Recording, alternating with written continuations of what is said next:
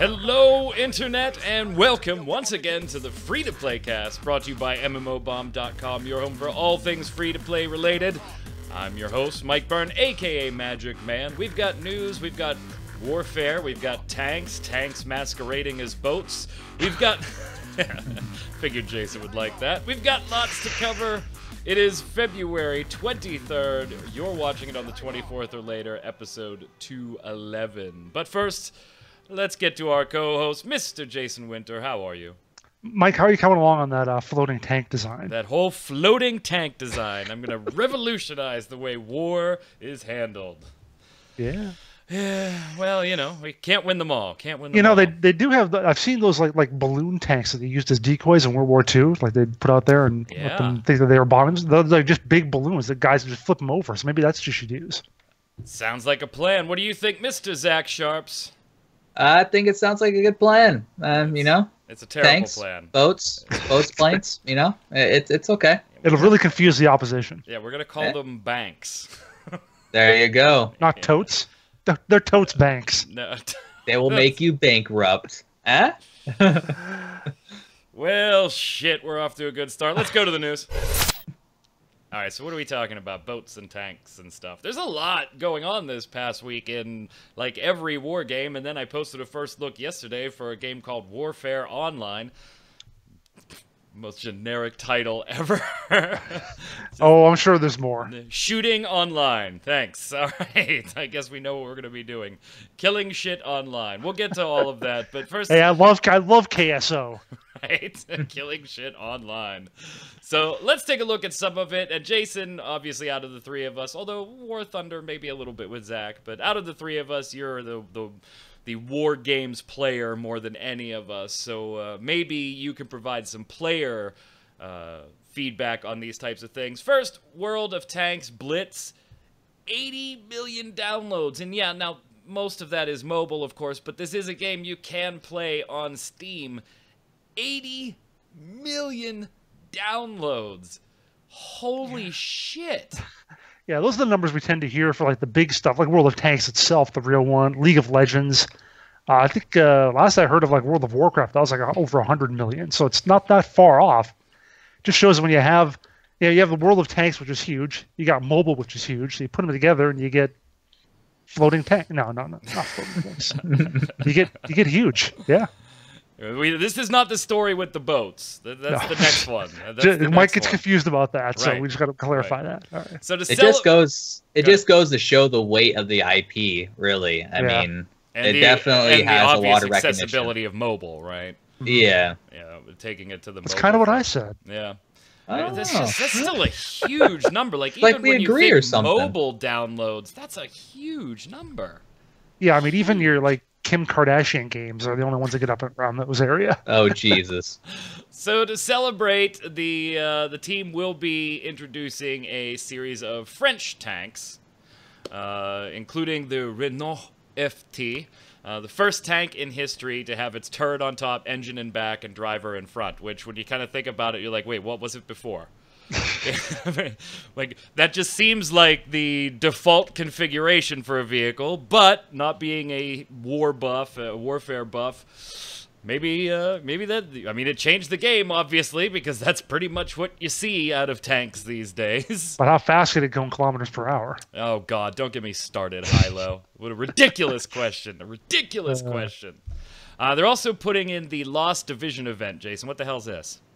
Lost Division event is something where you can complete battle missions. They'll earn you intel. I guess it's some sort of like extra currency type thing. You can use those to get chests with all sorts of different prizes, including possibly even some premium tanks. So, pretty good thing to do there. You just battle, you get stuff, and you might get more stuff. So, why not? Have either of you played this? I'm not a mobile gamer, so it just hasn't happened. I haven't. I mean, I think it's more or less like World of Tanks, but with sort of like mobile-ish control. Some people are talking about it having a touch screen or whatever, so it's like, I think I'd rather just play the regular game. I don't really have a smartphone that I want to do this on. Yeah, and there's other mobile games that have made their way into the PC space, particularly on Steam, that I would consider playing, but I think I'm along the lines of you, where if I was going to play this type of thing, it would be on my PC, since I'm not a mobile gamer, and in that case, I just boot up World of Tanks, Zach. Yeah.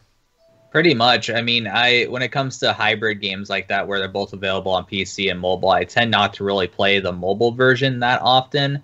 I mean, if I have like a huge gap in my classes because I go to college, so I have huge gaps in random activities such as doing transit and also between the classes. Sometimes I'll boot up a mobile game or whatnot and play it, but that's not really something that I do often, even with that amount of time available. So yeah. According to Steam charts, I just looked up, it is averaging per day about 5,000 players over the last 30 days. Damn.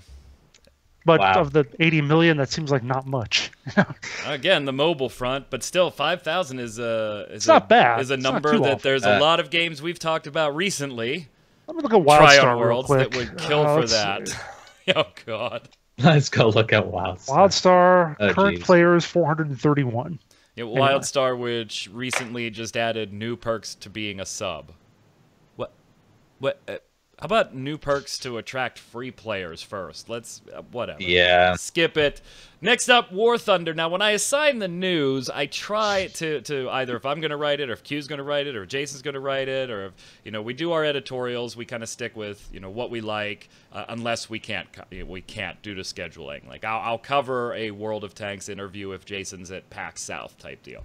When it comes to the news, we try and do the same thing behind the scenes. I'll parse through everything and Jason will get the kind of stuff that I know he's at least interested in, if not actively playing, and kind of parse it out that way. So the day all of this stuff happened, it literally happened on the same morning. I must have forwarded like 3 things back to back to poor Jason, and I was like, hey, it's a big day for tanks, I guess, and sent it over to him. I hadn't even looked at what the actual War Thunder news was. I was just like, oh, okay, War Thunder tanks off to planes off to Jason. Turns out it was boats, huh? Mm-hmm. Which are like tanks, but floaty. But boatier. Boatier. Yes, they're doing their pre-beta. Isn't that isn't that an alpha? I don't know, but they're going into like weekly testing now, so that's something you can get into if you're really into it. You could sign up, try to get in, the usual beta-ish, pre-beta, whatever method. Or you can buy one of their packs and get in for free. But apparently they are going to have regular testing now. So if you really want to get on the cutting edge of boat combat in War Thunder, now's your chance. So does pre-beta happen after alpha? How does that work? I don't know. Yeah, like do you have pre-alpha, alpha, post-alpha, pre-beta, beta, post-beta, gamma, delta, omega, delta, yeah, something like that. Yeah, just start going through the entire Greek alphabet. It's epsilon testing. What the hell? Yeah, okay, fine. Pre-beta. Boats in War Thunder? I'm all for it. That's something they announced last year, and it looks kind of interesting. Yeah. It's going to be different from World of Warships. It's not going to be the big ships. It's going to be more like smaller, more agile gunboats. So definitely going to have an interesting, different feel to it, So they at least know that wargaming has got kind of their niche with their tanks and their planes and their boats. So they've gone in kind of a different direction with the way they do things. So, good for them. It's worked out, and they seem to be doing pretty well. Who's going to add submarines, Zach?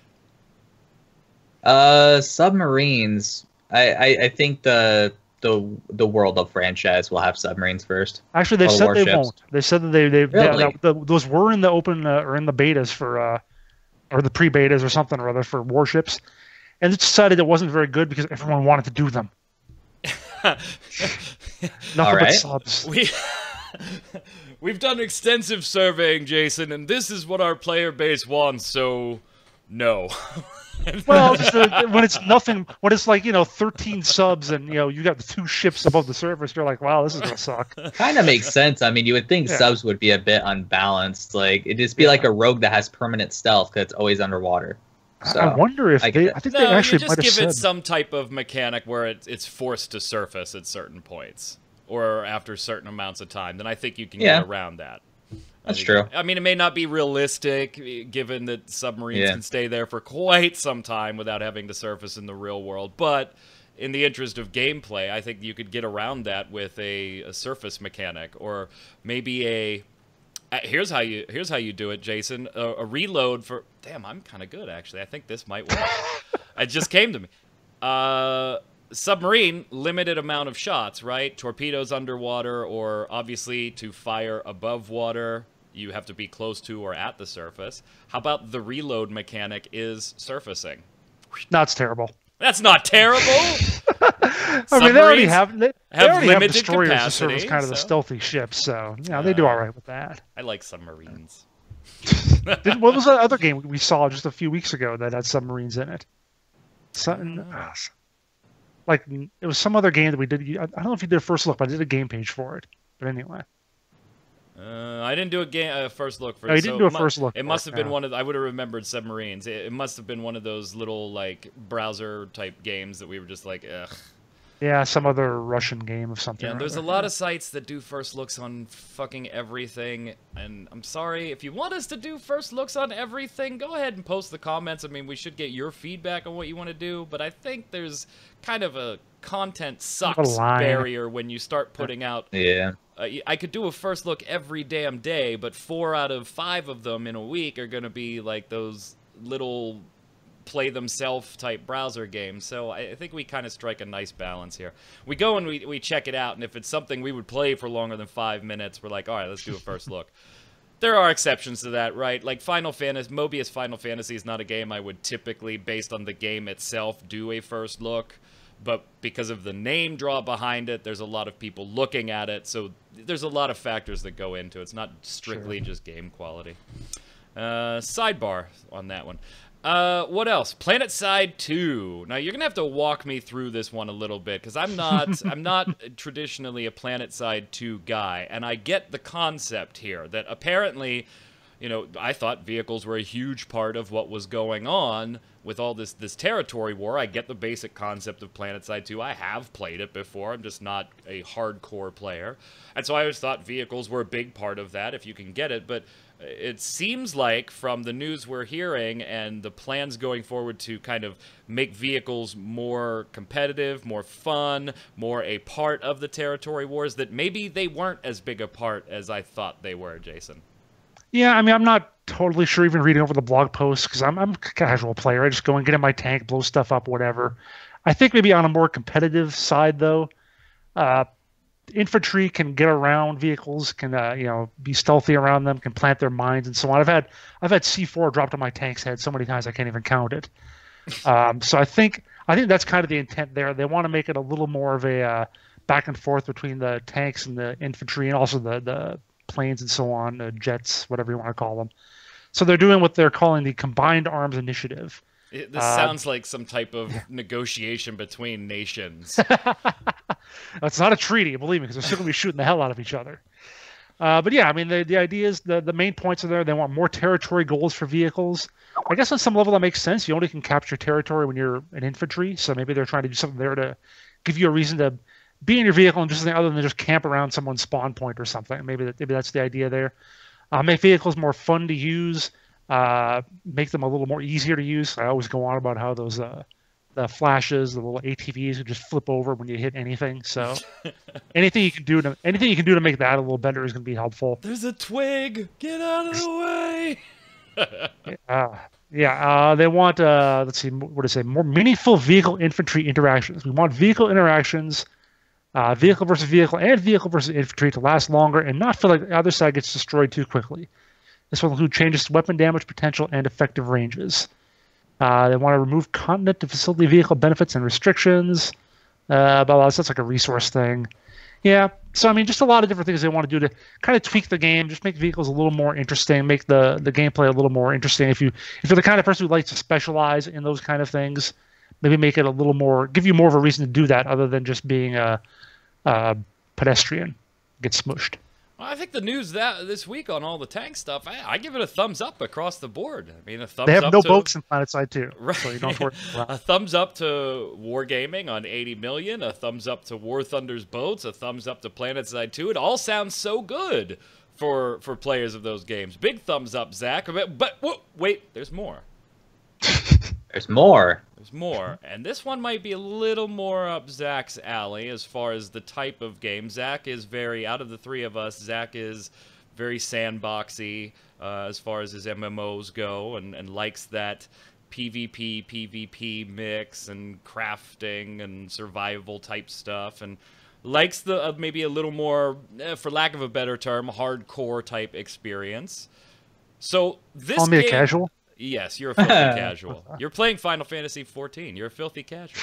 That's true. I play I'm filthy casual too. We outnumber him, Jason, 2-1. At the very least, we outnumber. You can take him.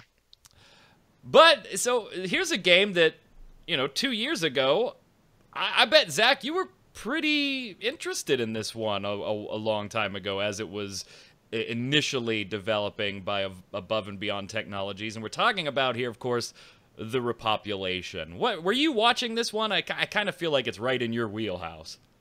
Oh man, I feel really bad about supporting this game. I thought it was going to be good. It had a lot of the components of being good. So, of course, I supported it through early access. Terrible mistake.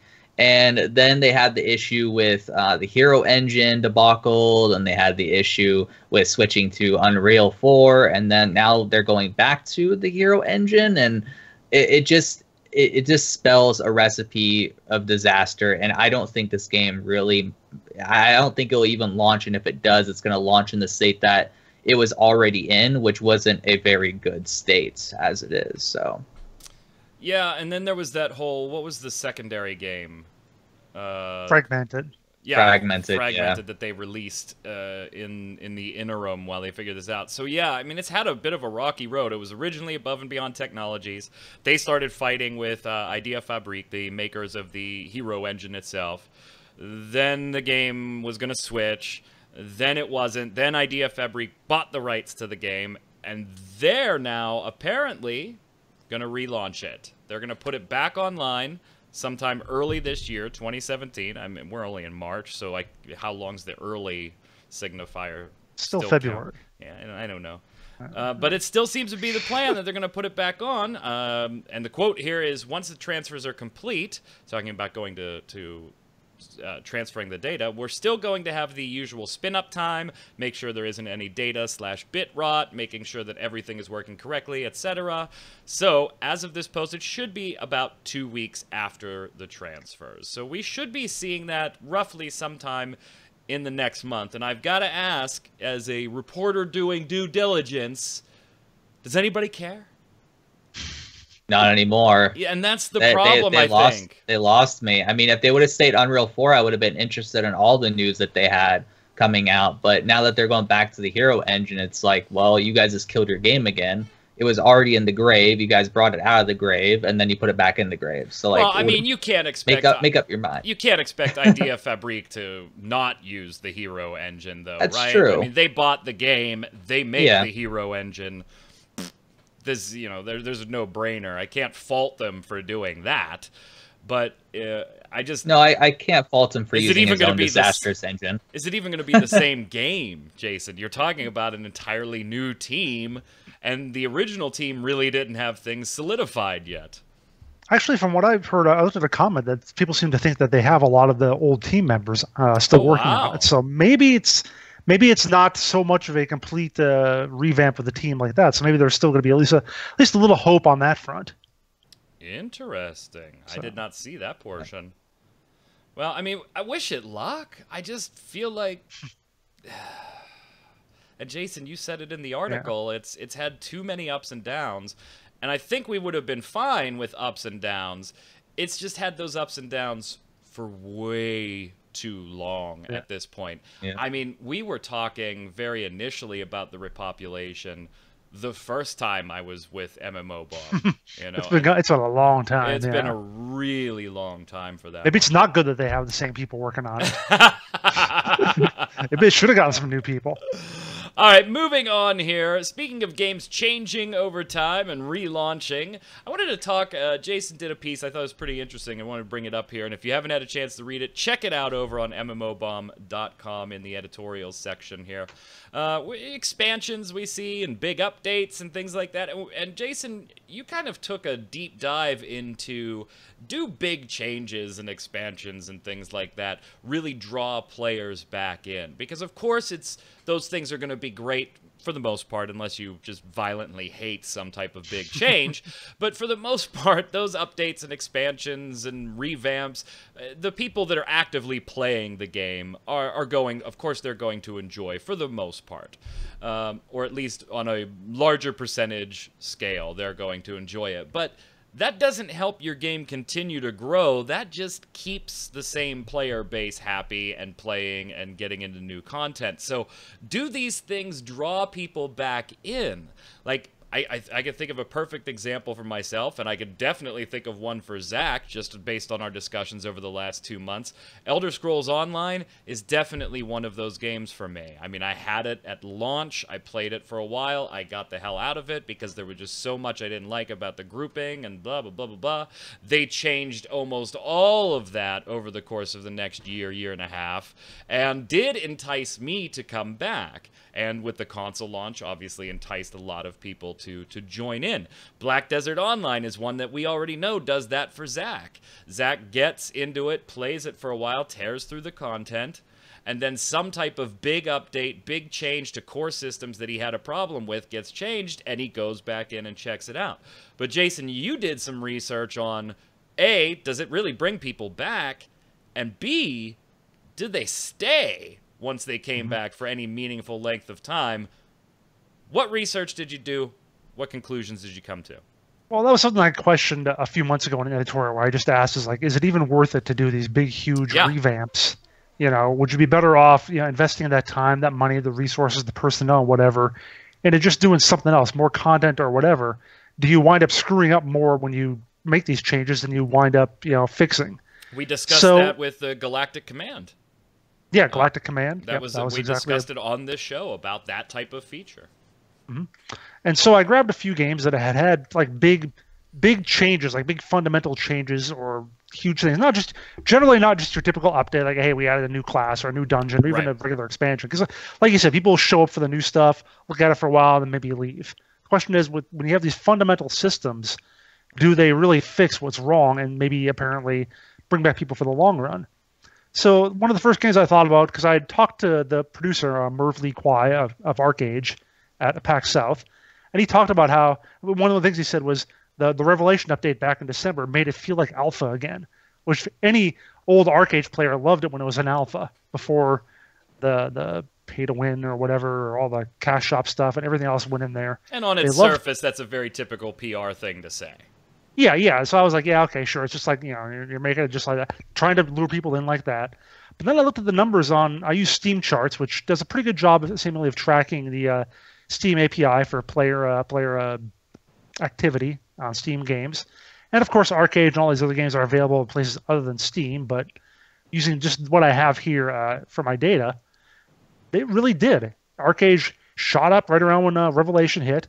And it stayed pretty good. It stayed at about double the number of active players in the 2+ months since. So at least in that case, it seems like they really have done a good job of making that great big change they needed to. Getting not even ArcAge isn't necessarily much of a change for Revelation. Just like they opened up the new territory for people to play around in, but it obviously kept people around and is something that they definitely did a good job investing that time in. Another game I looked at was Orcs Must Die. Hold on. Go ahead. That one surprises me, and I don't know if you feel the same, Zach. Like, I would have expected ArcAge to get a huge bump initially because of the fresh start servers, which it's a huge fiasco and a big deal every time they do that. But to see it, 2 months now down the road, still trending at over double what they had previous, that's kind of impressive for me on the ArcAge front. I mean, it makes sense when you look at what they changed and the reception of those changes. A lot of people really enjoyed them. It may not have brought it completely back to the whole alpha feel, but it brought it pretty close enough where people are sticking around and they're enjoying the game again. So it makes sense. What else did we take a look at, Jason? I looked at Orcs Must Die Unchained. That's a big update. They dropped PvP. They dropped PvP, and their numbers were really in the shitter just before that. Like I said, that according to the Steam charts, the day before that patch went live, they had 11 active players. Wow. 11. Wow. And it went up to 800 and some the next day. So yeah, that's a good jump. That's a bit of a jump. I don't know, because it was like kind of in that vicinity, like a few months over the summer.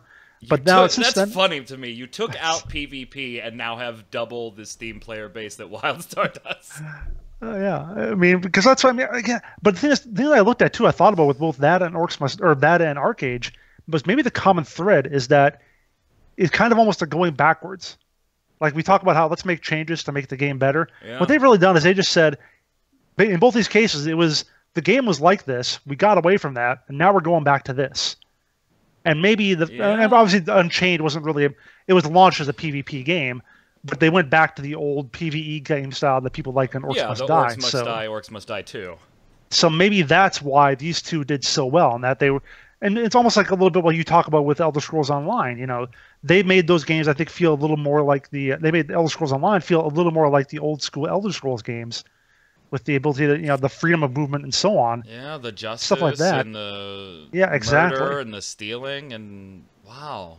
So maybe that's through the the trend. article. I didn't think about that, but well, you I only just thought of it like an hour ago when I was reviewing this stuff. That's interesting. That's really interesting because it is like a regression drew our players back. So what other games do you have on there? Do they follow this logic pattern? Not so much. I've got Marvel Heroes, which had the biggest update ever. That's what they called it back in January, where they revamped their loot, something similar to Galactic Command. And I'm finding people aren't caring for it that much. Their numbers, they got a little boost for a few days afterwards, but they're just about right back down where they were before the update. So tough to tell if that really. In addition to the loot, they also completely revamped all sorts of stats and character trees and power trees and so on and so forth. So it reminds me a little bit of when Lotro did their big skill revamp, right? And almost made the game more complex instead of supposedly making it less complex. So it just seems like kind of a lateral move that maybe didn't really accomplish what they were hoping for. Zach, did you jump in after that? I seem to remember one of you checking out that big update.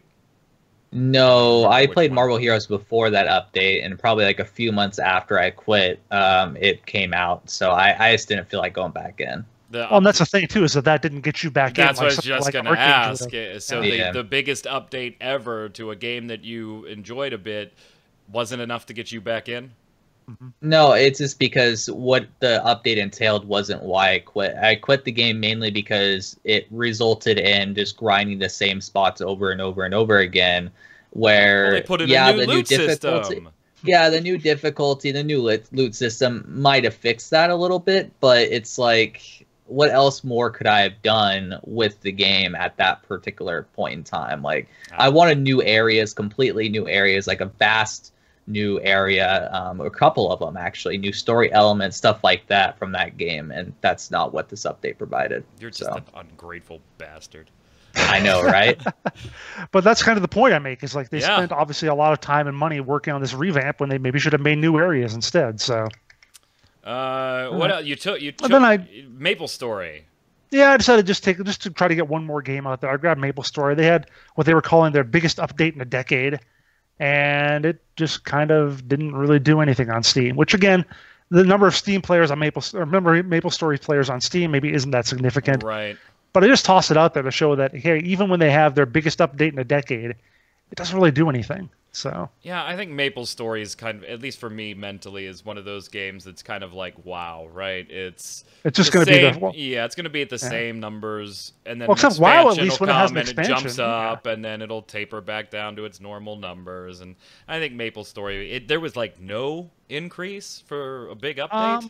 There was a slight increase. Let's see, it went from, and then it it increased by double for maybe a couple weeks, and then it's right back down into where it was. So that kind of fits with the idea of a long-time established game that has a level player base.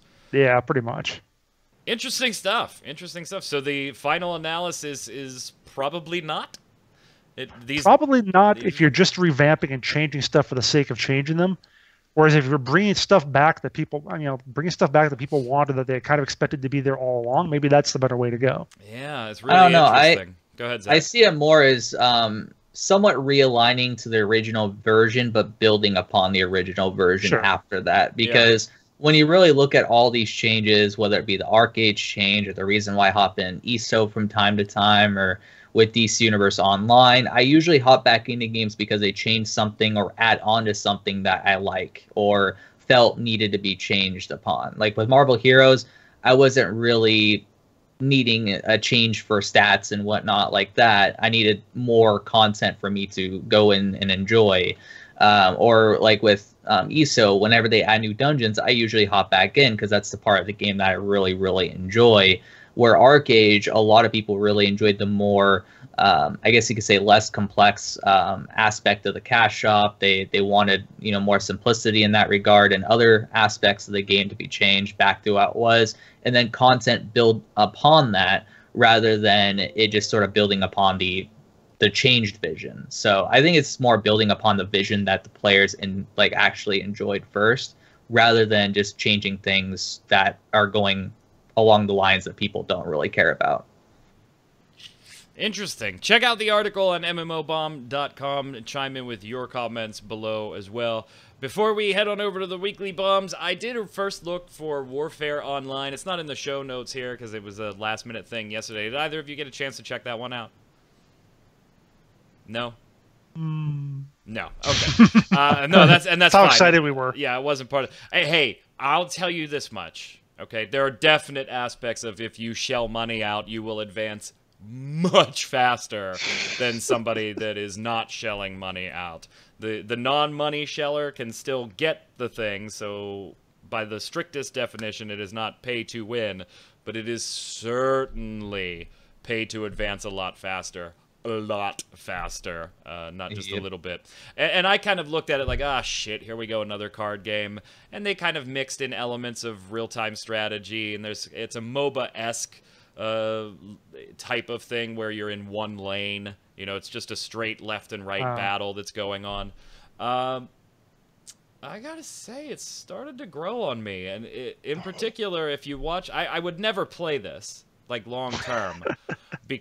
Simply because of the rate that shelling out money would throw you ahead of your competition.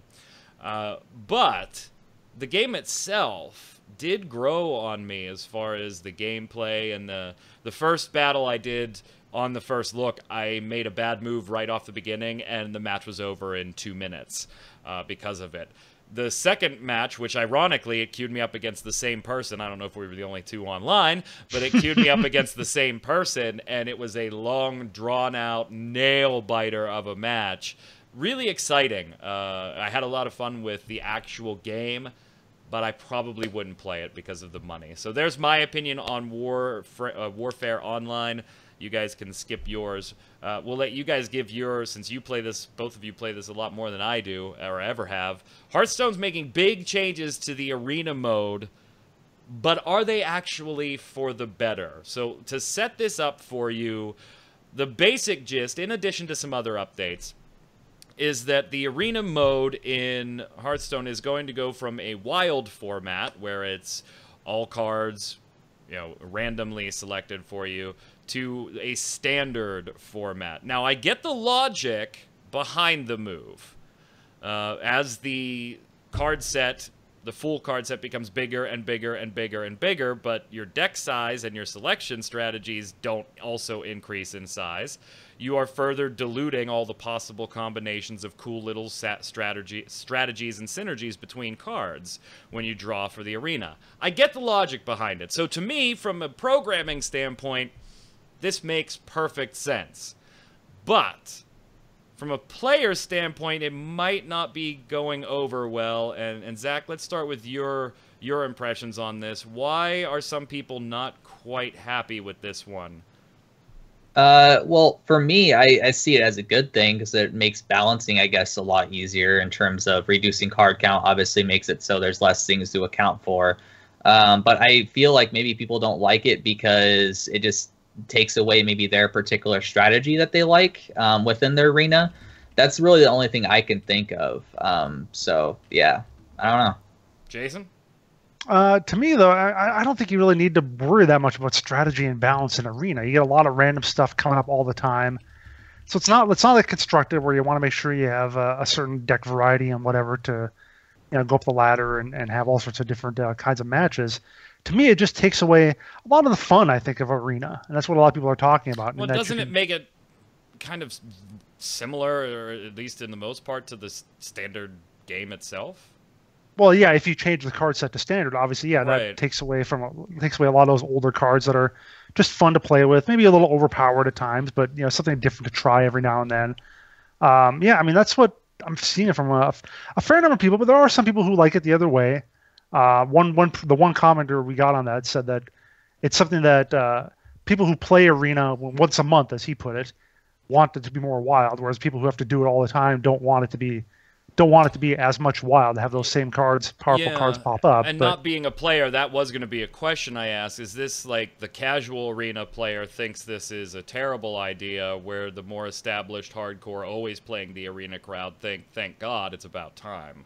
Well, when I was looking at the comments on the original thing, it did seem to be like 75 to 80% against the change and wanted to keep it in wild. So maybe those are all casuals, maybe they're not. I don't know. There actually was, just a little before this, I found a follow-up that designer Dean Ayala did. He answered some questions from people who apparently, again, were not all that happy with a lot of it. Yeah, that's at least how the article on. I would read an article on Hearthhead talking about it. They said that it is the most controversial aspect of the numerous adjustments Blizzard is making. So, and Dean Ayala just gave a lot of the same kind of reasoning about how it increases variety and so on and so forth. One of the ideas I had was, why don't you just make it both, have the option to do a wild or a standard Arena run? And apparently he said that some amount of it is diluted players, another part of it is that it is a much larger scope project. Which, that seems weird to me. First of all, for it to be larger scope, isn't it just another button?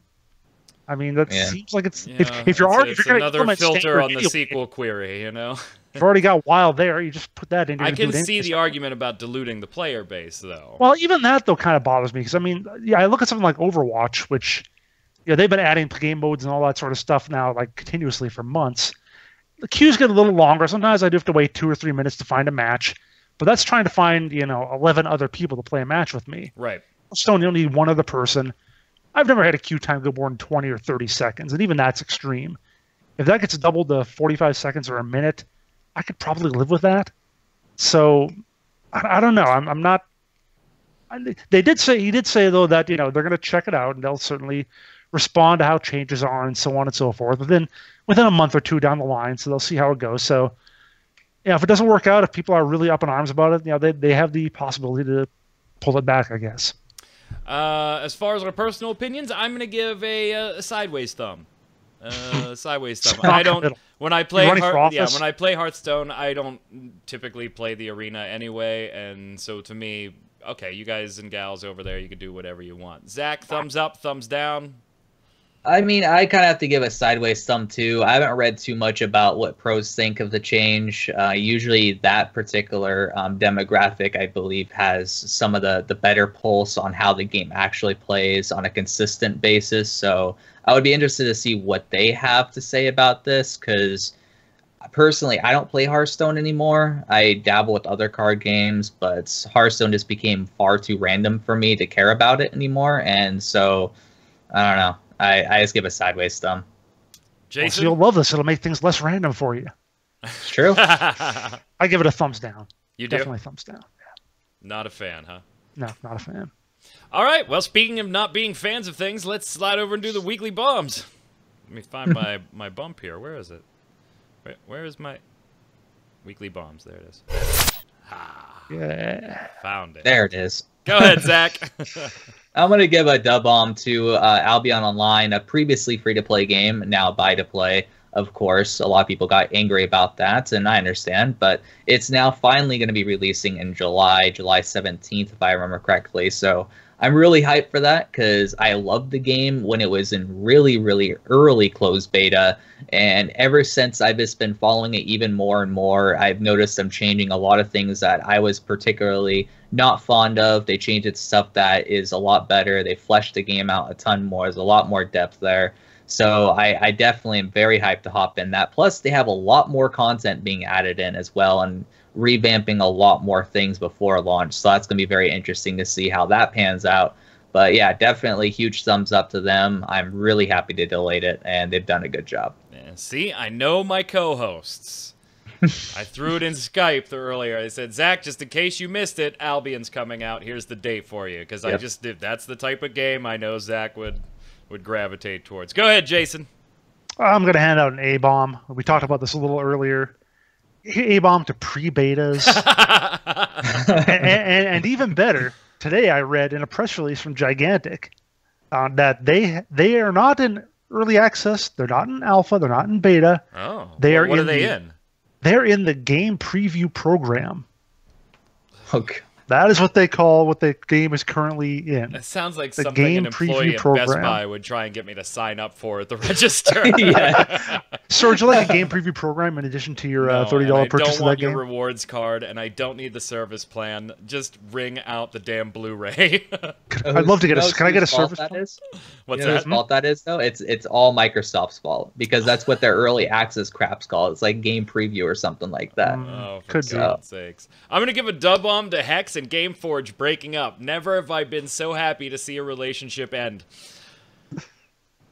I don't have a ton of experience with GameForge being on this side of the Atlantic pond, but the experiences I have had with GameForge and from numerous viewers in Europe who watch the show on a regular basis and give their feedback, not impressed with GameForge. Now I'm just interested to see if some of the things I've seen in Hex that I don't like, because I do enjoy the card game, were GameForge, or were they done by the Hex team? And we're going to find out shortly here. So, dub bomb to that breakup, at least so far. From the viewers, Lagwin, 1980. Even if you do die to falling damage, I always tried to watch your live streams, Magic Man. Thank you, Lagwin. I do die from falling quite a bit. What about if he hits signs with his golf ball? Oh, shut up, you. Quite literally one of the only streams I do bother to watch live, because not only are you entertaining, but you cover the game well, in between dying anyway. Thanks, Lagwin.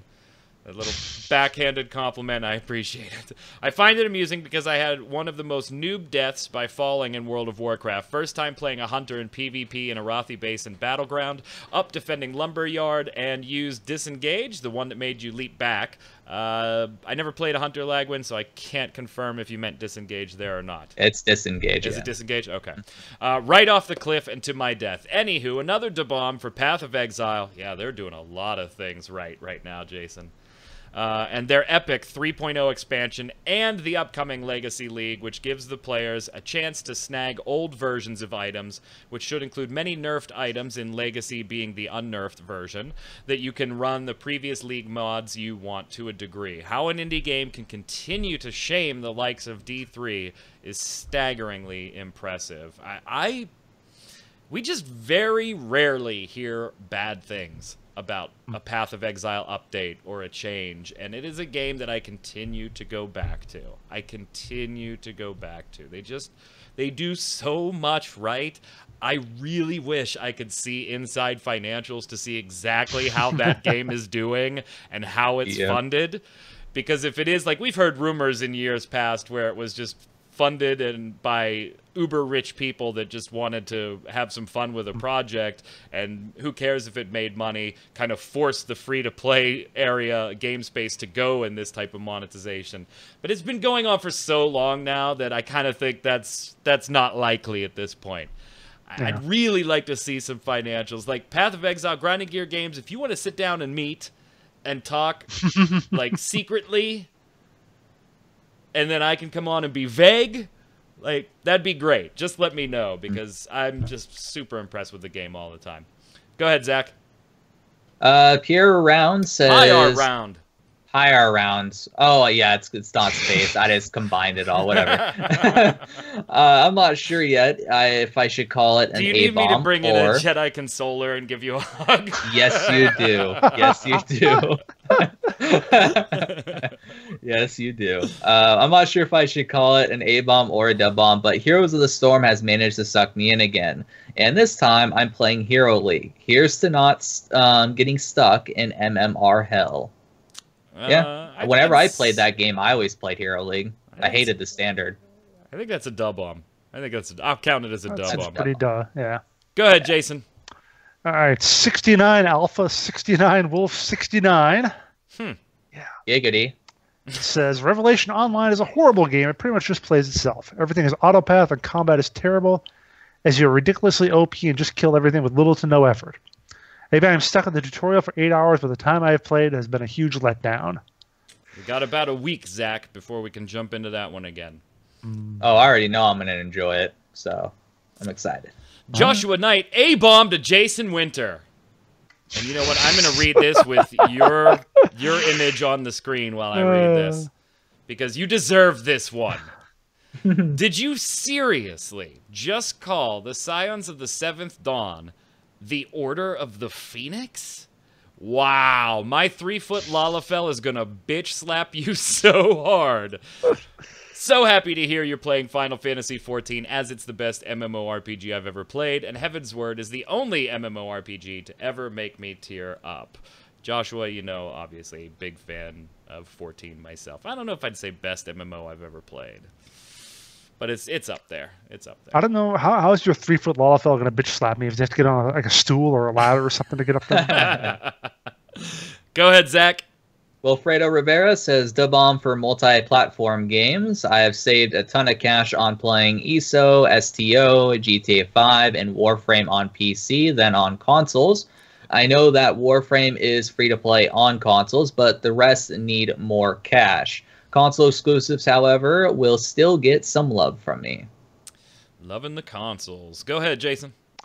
Bizad BZ says, A-bomb for World of Tanks for having queue time of only 5 seconds to only get teamed with tanks that are 2 tier higher than your tank. Ouch. I would rather wait 3 minutes to face other tanks that actually have a fighting chance against them. Side note, War Thunder has queue time of 4 minutes and people are still playing it. Yeah, I mean, it happens, but when you have, like, you know, tiers 4 to 6 or something, someone's got to be the 4 and someone's got to be the 6, so... Yeah. And still, Armored Warfare would kill for 3 to 4 minute queues. Legionist1, was that a cheap shot? Says, Da-bomb the Jagex and Digital Extremes, the developers of RuneScape and Warframe, respectively, for their communication with their community in the form of incorporating community feedback, the forum interaction of members of the dev team, and not just the community managers.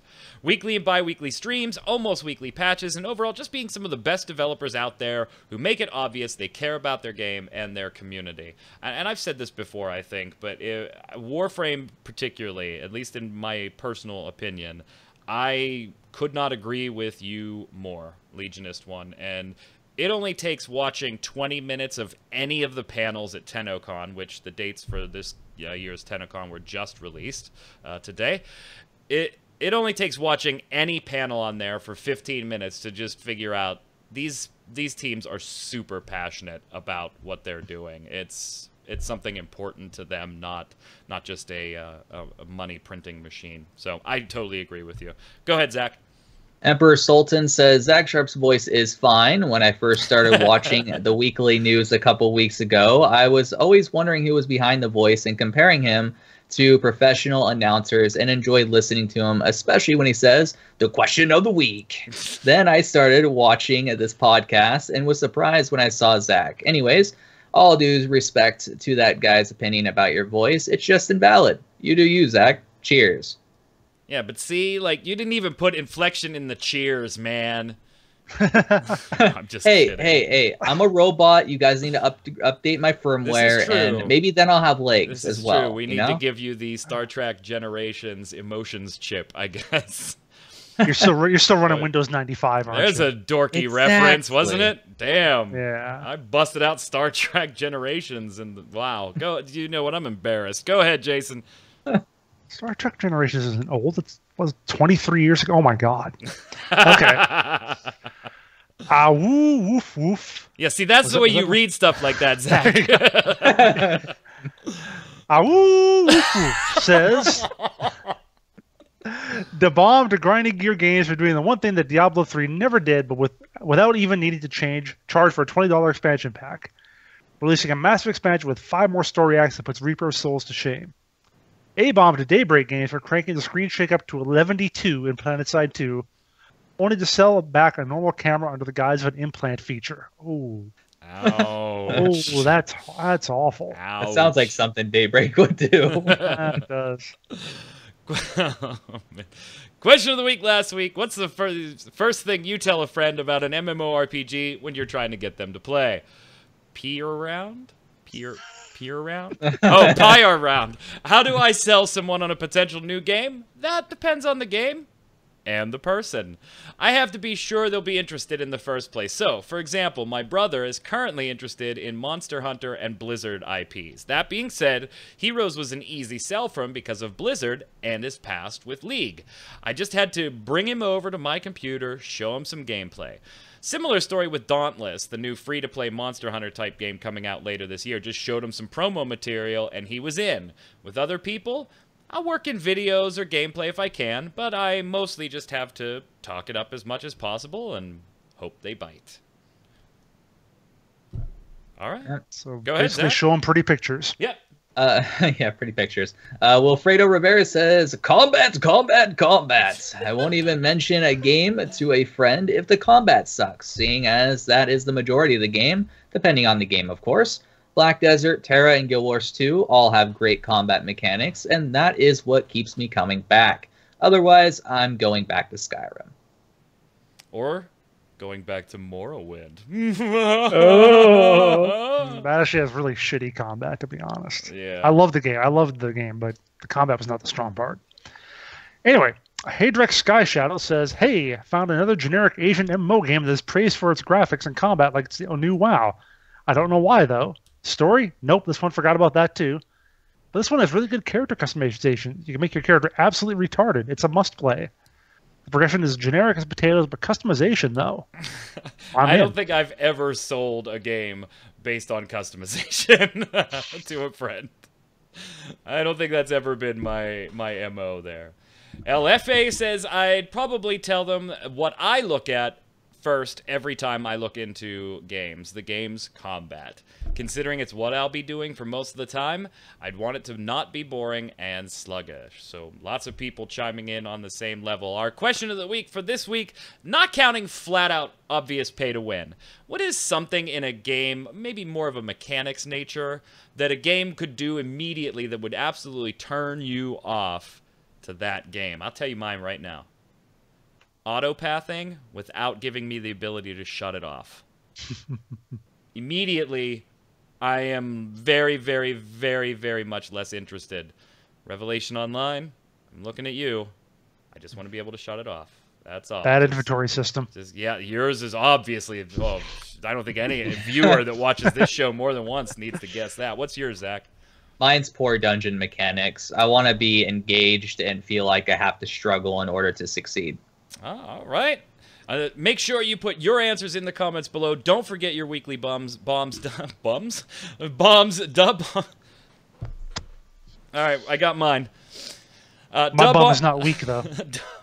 Dub-bomb for something good, A-bomb for something bad. Of course, you can put your questions for any of the hosts in the comments below, and we'll be sure to read them on next week's show. Until then, Zach, where can everybody find you? Everyone can find me on Twitter at Zach Sharps. Easy enough. Mr. Winter? Easy, easy. Find me on Twitter at WinterInformal, streaming twitch.tv/JasonWinter. And, you know, in this nice warm Texas weather, it's like 80 degrees outside. Are you, go for a walk. Streaming any Final Fantasy XIV, or what are you streaming? I have not streamed that yet. I weirdly did an afternoon stream yesterday. Did some Total War Attila. Still working through Tomb Raider. Going to finish that up at some point. So. How many more times have you killed Miss Croft? I'm up to, I believe, 32 now. Oh, jeez. That poor girl. Yeah. So many spikes and failure. I'm Mike Byrne, aka Magic Man. You can follow me personally on Twitter at MagicMan1. Of course, while you're there, make sure you follow at MMO Bombs. You get notified of all the great news, videos, editorials, giveaways, and more that we post on the site. We'll see you next week, but until then, stay safe. We'll see you on the servers.